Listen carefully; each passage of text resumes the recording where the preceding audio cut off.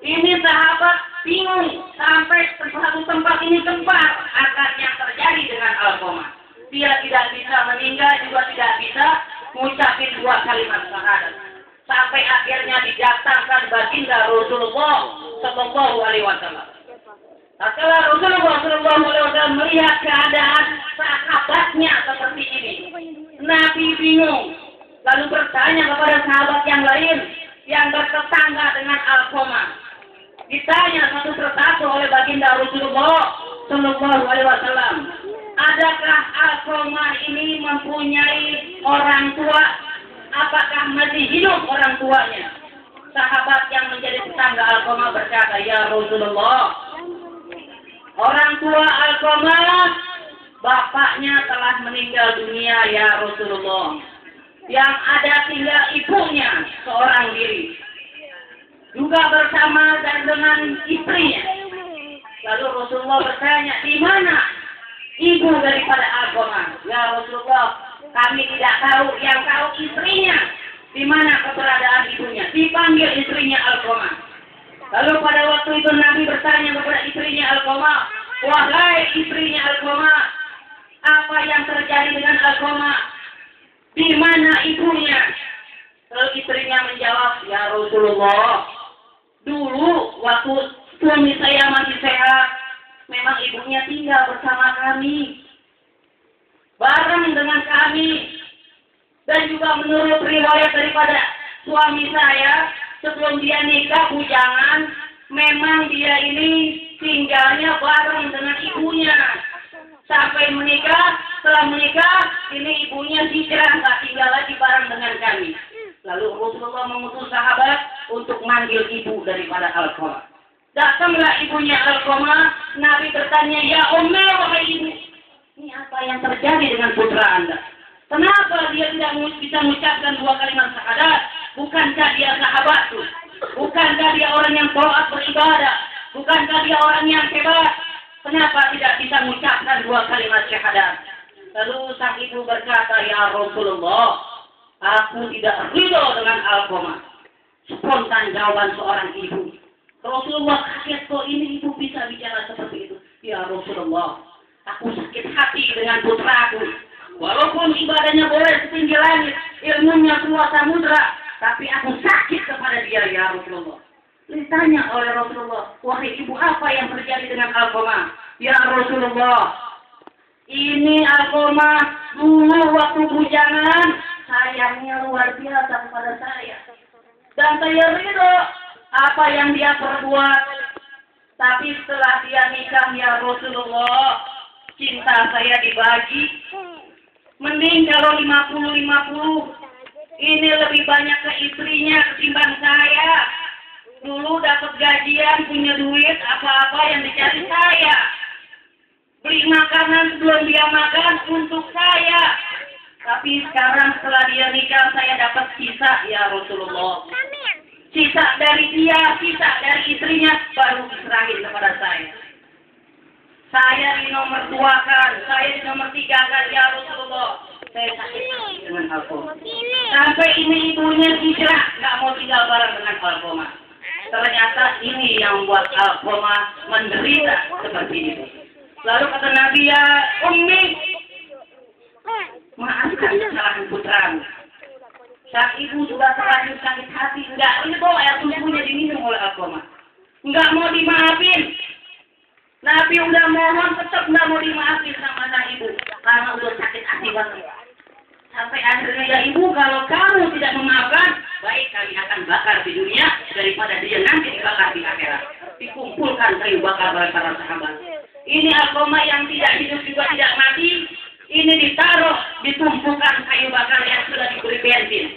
Tatkala akan dibakar, ini sang ibu menangis, ya Rasulullah, jangan engkau bakar putraku ya Rasulullah, di depan mataku ya Rasulullah, aku tidak tega ya Rasulullah, walaupun dia jahat, walaupun dia telah menyakiti hatiku, tetap dia adalah darah dagingku. Ya Rasulullah, aku maafkan kesalahan putraku. Tatkala sang ibu berkata seperti itu, maka Alqamah langsung bisa menjawab, asyhadu an la ilaha illallah wa asyhadu anna Muhammadar Rasulullah meninggal dalam keadaan mengucap 2 kalimat syahadat. Inilah daripada keberkahan daripada orang tua, keberkahan daripada birrul walidain. Oleh karena itu hati-hati dengan orang tua kita. Jangan pernah kita berani membentak, jangan pernah kita berani melawan. Ihnya aja kepada orang tua ini sudah durhaka, termasuk dalam keadaan dosa-dosa besar. Oleh karena itu berbaiklah kita kepada orang tua kita. Karena lihat, ini orang tua kita cinta kepada kita tidak tanggung-tanggung. Walaupun keadaan lagi susah, walaupun keadaan lagi seperti ini, buat anak dibela-belain, dicari uangnya, dicari rezekinya. Kenapa? Kecintaan kepada seorang anak. Begitu juga kita cinta kepada orang tua kita, mahabbah kepada orang tua kita. Berapa banyak orang-orang menjadi besar, berapa banyak orang diangkat pangkatnya oleh Allah, berapa banyak derajatnya ditinggikan oleh Allah karena birrul walidain. Salah satu adalah seorang Sayyidut Tabi'in Uwais Al-Qarni. Beliau hanya penggembala domba biasa, penggembala kambing biasa, tidak tenar. Di kalangan umatnya, di kalangan sukunya dia tidak tenar. Tapi subhanallah, tenarnya dia sampai ke arasnya Allah. Sampai-sampai malaikat Jibril turun menemui Rasulullah dan berkata, "Ya Rasulullah, ada salah satu umatmu yang tidak ketemu dengan kamu, yang berada di Yaman. Dia ini manusia yang hidup, tapi doanya diijabah oleh Allah. Manusia yang masih hidup, jika dia berdoa tembus 7 langit. Manusia yang masih hidup sudah dijamin masuk surga oleh Allah." Lalu berkata Rasulullah, "Siapa orang yang hebat tersebut ya Jibril?" "Dialah Uwais Al-Qarni." Lalu Rasulullah berkata kepada para sahabatnya, "Temuilah Uwais Al-Qarni, mintalah doa kepada Uwais Al-Qarni." Ada apa dengan Uwais Al-Qarni ini? Beliau ini ibadahnya hanya biasa, tapi taatnya luar biasa kepada orang tuanya. Ini orang tuanya yang sudah uzur, kemana-mana dibawa oleh Uwais Al-Qarni. Kalau Uwais ingin mengambil daripada tumpukan kayu bakar, beliau ajak daripada ibunya yang sudah lanjut usia, digendong sang ibu sampai di hutan, didudukan di tempat yang aman. Uwais mengambil satu ranting demi ranting untuk ditumpuk. Setelah menjadi 2 tumpukan, digendong kembali ibunya. Lalu Uwais Al-Qarni membawa ibunya ke pasar, dijual daripada tumpukan kayu tersebut hingga menjadi uang beberapa dirham. Ini uang diberikan daripada khubuz atau roti. Ini roti sebelum dia makan, ibunya terlebih dahulu yang memakan roti tersebut. Uwais makan sisa-sisa daripada ibunya setelah ibunya kenyang. Ini berturut-turut berhari-hari kebutuhan ibunya dipenuhi oleh Uwais Al-Qarni. Padahal beliau adalah orang yang susah. Sampai akhirnya sang ibu meninggal dunia. Sebelum meninggal dunia, sang ibu berkata, "Ya Allah, jadikan putraku anak yang soleh. Ya Allah, terima amal ibadah putraku, ya Allah. Ya Allah, dengarlah doa daripada putraku, ya Allah. Jadilah dia seorang yang ahlul jannah." Doanya diijabah oleh Allah Subhanahu wa taala. Allah angkat maqam Uwais Al-Qarni karena kena doa daripada orang tuanya. Inilah para hadirin, keberkahan daripada birrul walidain. Oleh karena itu, cintalah kita kepada kedua orang tua kita. Sayanglah kita kepada orang tua kita yang telah membesarkan kita. Selama mengajak kepada kebaikan, ikuti. Selama orang tua kita memberikan nasihat yang baik, ikuti. Jangan pernah kita berdurhaka. Jangan pernah kita ingkar kepada orang tua kita. Selama orang tua kita mengajarkan yang baik. Kecuali jika orang tua kita ini mengajak hal-hal yang buruk, kita tolak dengan lemah lembut. La ta'ata li makhluqin bi ma'siyatil khaliq. Tidak boleh taat kita kepada makhluk kalau makhluk ini mengajar kepada jalan bermaksiat kepada Allah. Tolak dengan lemah lembut. Kita berikan mau'izatul hasanah kepada kedua orang tua kita. Cintai orang tua kita. Oleh karena itu, ini bukti daripada seorang ayah, seorang ibu yang cinta kepada putra dan putrinya.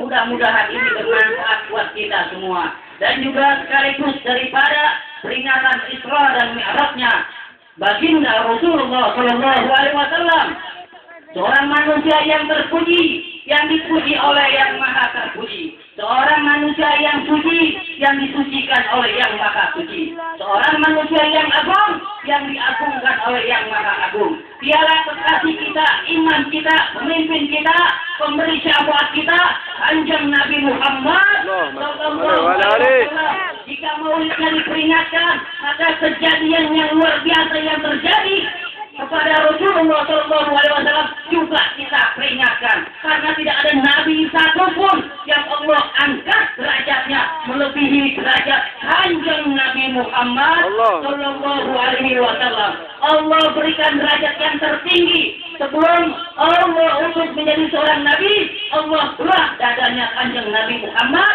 Bukan berarti Allah keluarkan kotoran-kotoran yang ada dalam isi dadanya Nabi Muhammad, tapi ditambah kesuciannya karena tidak kotor daripada dadanya Kanjeng Nabi Muhammad sallallahu alaihi wasallam. Juga tatkala akan dimi'rajkan, Allah telah kembali dadanya Rasulullah melalui malaikat, bukan berarti kotor, tapi ditambah lagi kecahayaannya. Ini difatwakan oleh Al-Imam Al-Habib Ali bin Muhammad Al-Habsyi. Nur ditambahkan dengan nur lagi. Cahaya yang ada di dada Rasulullah ditambahkan lagi dengan cahaya dari Allah Subhanahu wa taala. Allah angkat derajat Kanjeng Nabi Muhammad karena pada waktu itu Nabi kita dalam keadaan sedih ditinggal oleh dua orang yang dicintainya. Pertama, wafatnya paman tercinta, yaitu Sayyidina Abu Thalib yang sudah membela Nabi luar biasa. Tatkala kafir Quraisy menyerang Rasulullah, maka imam daripada Sayyidina Abu Thalib ini membela Rasulullah habis-habisan. Wafat daripada Abu Thalib, wafat pula istri tercintanya, Sayyidah Khadijah Al-Kubra, seorang wanita yang solehah, istri yang solehah yang membantu perjuangan daripada suaminya meninggal dunia pada waktu itu. Dua orang yang dicintai Nabi membuat Nabi sedih pada waktu itu. Allah hibur kesedihan Rasulullah dengan Isra dan dimi'rajkan pada waktu itu. Allah angkat derajat Nabi sallallahu alaihi wasallam yang terjadi di bulan Rajab. Oleh karena itu bulan Rajab ini adalah bulan yang istimewa, bulannya Allah Rabbul Alamin, yang mana kita disunahkan untuk berpuasa di bulan Rajab. Tatkala orang yang berpuasa 1 hari di bulan Rajab ini menghapus dosanya selama 3 tahun. Jika dia puasa 2 hari di bulan Rajab, ini menghapus dosanya yang sudah terjadi 2 tahun. Jika dia puasa 3 tahun, ini pahalanya menghapus dosanya selama 1 tahun. Jika dia berpuasa di hari yang keempat, maka menghapus dosanya selama 1 bulan. Terus begitu selanjutnya. Keberkahan daripada bulan Rajab ini yang dikatakan adalah Syahrullah, bulannya Allah Rabbul Alamin. Di situ diangkat manusia yang mulia, manusia pilihan dari langit pertama hingga langit ke-7. Allah angkat dengan perantara daripada wasilah yang dibawa oleh malaikat Jibril. Didatangkan oleh malaikat Jibril ini, diantar oleh malaikat Jibril sampai kepada Sidratul Muntaha. Di langit pertama, Kanjeng Nabi Muhammad bertemu dengan seorang nabi yang soleh, dengan seorang nabi yang pertama diutus oleh Allah Subhanahu wa taala, Abul Bashar, yaitu Nabi Adam alaihissalam. Tatkala bertemu dengan Nabi Adam, disambut oleh Nabi Adam, "Ya Jibril, apakah dia sudah diutus?" Dijawab oleh malaikat Jibril, "Naam, dia sudah diutus." "Ya Jibril, ahlan wa sahlan wa marhaban bimaji'i." Selamat datang atas kedatangannya seorang nabi yang soleh, anak yang soleh, didoakan oleh Nabi Adam alaihissalam. Bertemu dengan Nabi Adam, lalu naik lagi ke langit kedua, bertemu lagi dengan Nabi Yusuf, terus naik lagi ketiga, keempat, sampai ketujuh, bertemu dengan Nabi Ibrahim alaihissalam. Sampailah ke Sidratul Muntaha. Di situ malaikat Jibril tidak ikut karena tidak akan sanggup. Ini makom antara Al-Khaliq, antara zat yang maha pencipta dengan yang diciptakan. Disitulah Allah agungkan Kanjeng Nabi Muhammad sallallahu alaihi wasallam. Disitulah terjadi peristiwa yang luar biasa, dan disitulah terjadi awal mula kewajiban selawat kepada Nabi Muhammad sallallahu alaihi wasallam. Tatkala Allah Subhanahu wa taala bertanya kepada Rasulullah, "Wahai Nabi, wahai kekasihku, siapa kamu? Untuk apa Allah ciptakan alam semesta ini?" Lalu Nabi Muhammad SAW menjawab, "Ya Allah, Yang menciptakan alam semesta ini adalah Engkau, punya Engkau ya Allah. Ditanya lagi, wahai Nabi Muhammad, Engkau milik siapa? Lalu Rasulullah berkata, ya Allah, aku adalah milikmu. Semua yang ada di sini milikmu. Kamu yang menciptakan. Lalu Allah Subhanahu wa Ta'ala bertanya, wahai Nabi Muhammad, wahai kekasihku, aku ini milik siapa? Tatkala seorang pencipta, Ta'ala Zat yang Maha Suci bertanya tentang keberadaannya, Allah ini milik siapa? Maka Nabi Muhammad tidak bisa menjawab, milik siapa Allah? Tak ada satupun suara yang keluar daripada lisan Nabi Muhammad.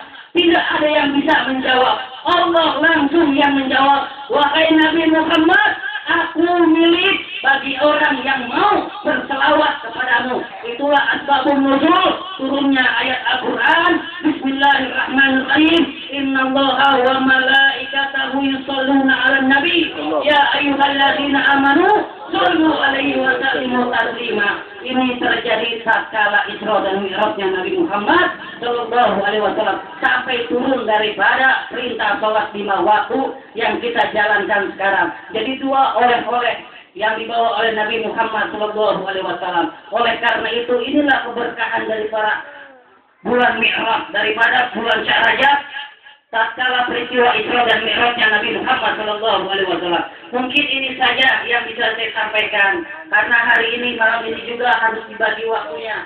Saya harus ada di Bogor mengisi di daerah Bojonggede yang mana sudah ditunggu, mudah-mudahan yang singkat ini bermanfaat buat kita semua. Sebelum saya tutup, marilah kita membacakan doa untuk ahli kubur daripada Sohibul Bait.